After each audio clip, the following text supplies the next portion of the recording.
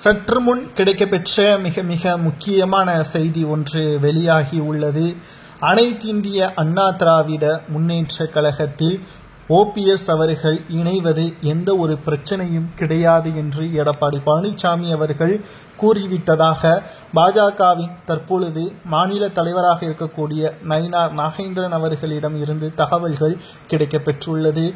எடப்பாடி பழனிசாமி அவர்கள் மனம் மாறியதற்கு மிக முக்கியமான காரணம் முன்னாள் அமைச்சர்களும் மூத்த நிர்வாகிகளும் அதிமுகவின் தலைமையின் மீது கடும் கோபத்தில் இருந்ததன் காரணமாக வேறு வழியின்றி எடப்பாடி பழனிசாமி அவர்கள் ஓபிஎஸ் அவர்களை மீண்டும் அதிமுகவில் இணைப்பது பற்றியான முடிவுகளை வெளியிட்டிருக்கிறார்.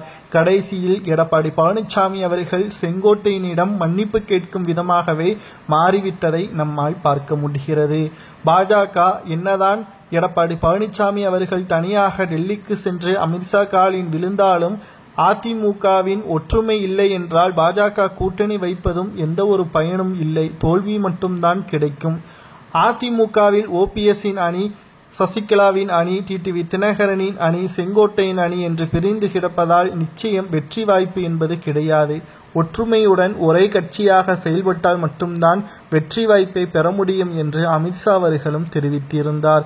இந்த நிலையில்தான் நயினார் நாகேந்திரன் அவர்களிடம் இருந்து கிடைக்கப்பெற்றுள்ள தகவலின் அடிப்படையில் அதிமுகவில் மீண்டும் ஓபிஎஸ் அவர்கள் இணைவதற்கு எடப்பாடி சம்மதம் தெரிவிப்பது போல் இருக்கிறது என்றும், இதனால் இன்னும் ஒரு சில வாரங்களில் அதிமுகவில் அதிகாரப்பூர்வமாக ஓபிஎஸ், வைத்திலிங்கம், மனோஜ் பாண்டியன், சசிகலா போன்றவர்கள் மீண்டும் அதிமுகவில் இணையலாம் என்றும் இது மிகப்பெரிய ஒரு விழாவாகவே பார்க்கப்படும் என்ற தகவலையும் தற்பொழுது நயினார் நாகேந்திரன் அவர்களிடமிருந்து கிடைக்கப்பெற்றுள்ளது.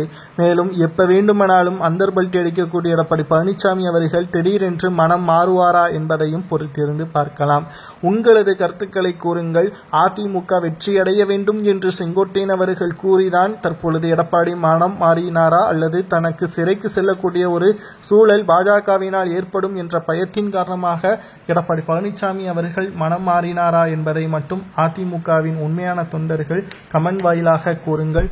அதிமுகவின் அரசியல் நிகழ்வுகளை தெரிந்து கொள்ள நமது சேனலுக்கு மறக்காம சப்ஸ்கிரைப் மட்டும் பண்ணிருங்க.